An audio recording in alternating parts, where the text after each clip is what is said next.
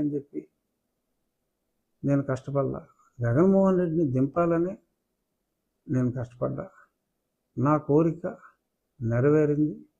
నా కోరిక ప్రజలు నెరవేర్చారు. ఎక్కడికి వెళ్ళినా ప్రజలు నాకు అత్యంత ప్రేమాభిమానాలు. ఒక రాక్షసుణ్ణి ఆ పదవి నుంచి దింపినందుకు ఆ గౌరవం నాకు ఇస్తున్నారు. నాకు ఈ గౌరవం చాలు.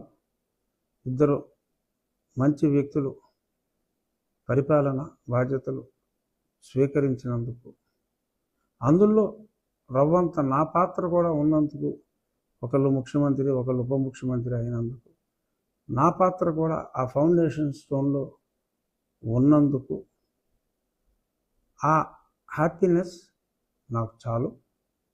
నాకు ఏ మంత్రి పదవులు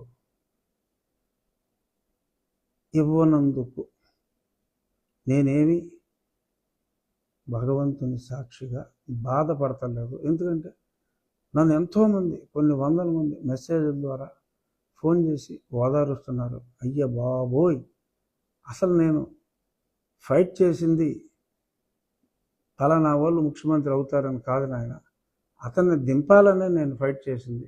సో కాబట్టి నా కోరిక నెరవేరిపోయింది. అంచేత నాకు ఇంకేమీ కోరికలు లేవు అని నేను చెప్పట్లా. కానీ నా కోరిక అయితే ఏదో మంత్రి పదవి ఇంకో పదవి తీసుకోవటం కోసం కాదు. కనుక ఎవ్వరూ నా గురించి బాధపడద్దు. నేను ప్రజలతో ఉంటా.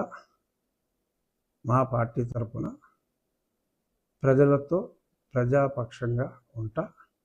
జగన్మోహన్ రెడ్డి గారికి చివరిగా నా సూచన ఏంటంటే, you come to the assembly, don't miss assembly on the day 1. Mister Jagan, mister అంటే గౌరవమే, అదేమి అసభ్యతగా మాట్లాడింది కాదు. జగన్మోహన్ రెడ్డి గారు, మీరు తప్పకుండా అసెంబ్లీకి మొదటి రోజే రండి. సంఖ్య ముఖ్యం కాదు. You play a constructive opposition role. మీరు చాలా తప్పులు చేశారు గతంలో. మీరు ఒకవేళ మా ప్రభుత్వం తప్పు చేయదు, తప్పు చేసినా ప్రశ్నించడానికి